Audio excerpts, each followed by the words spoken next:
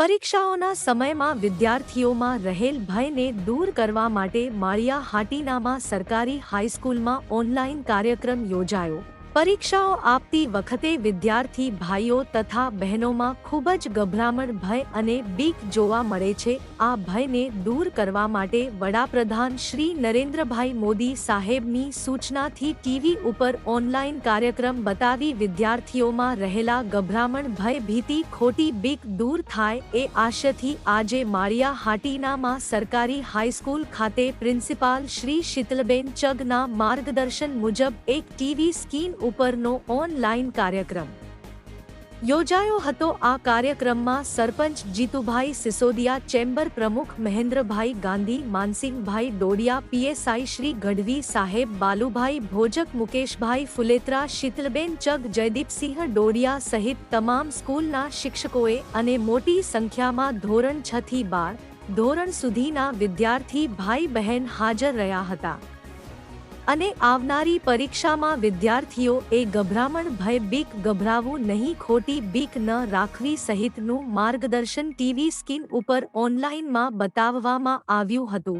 આ કાર્યક્રમને સફળ બનાવવા સરકારી હાઈસ્કૂલના પ્રિન્સિપાલ શ્રી શીતલબેન ચગે ભારે મહેનત ઉઠાવી હતી। આ કાર્યક્રમમાં વિદ્યાર્થી ભાઈઓ તથા બહેનો અને ફોરેસ્ટ અને પોલીસ સ્ટાફે પણ મોટી સંખ્યામાં હાજરી આપી હતી।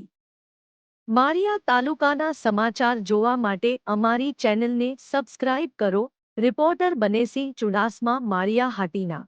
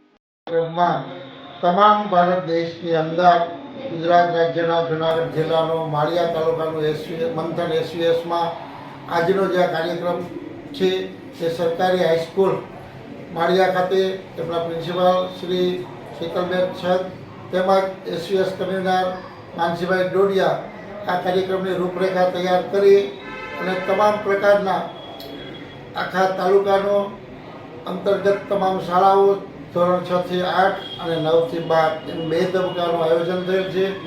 એકી સાથે પૂરા દેશની અંદર કાર્યક્રમ નિહાળી રહ્યા છે અને બાળકોના જે અભ્યાસમાં પરીક્ષા સરસ મજાનો અભ્યાસક્રમ થઈ રહ્યો પણ પરીક્ષા વખતે જે ગભરામણ, ડર, ભય, ભીતિ એના મગજમાંથી દૂર કરવા માટે અહીંયા જે કાર્યક્રમ ઓનલાઈન છે તેનાથી તમામ બાળકો, વાલીઓ, શિક્ષકો અને દરેક બાળકોના માતા પિતા એનાથી વાકેફ થાય અને પરીક્ષાનો ગાળો નજીક આવ્યો એટલે વધુમાં વધુ પરીક્ષા પે ચર્ચા કાર્યક્રમથી બધા આગળ વધે છે અને 2046 સુધી જે ભારતના 100 વર્ષ આઝાદીના પૂર્ણ થવાના છે એ માટે આપણા માનનીય પ્રધાનમંત્રી નરેન્દ્ર મોદી સાહેબ શ્રીનો ખૂબ ખૂબ આભાર.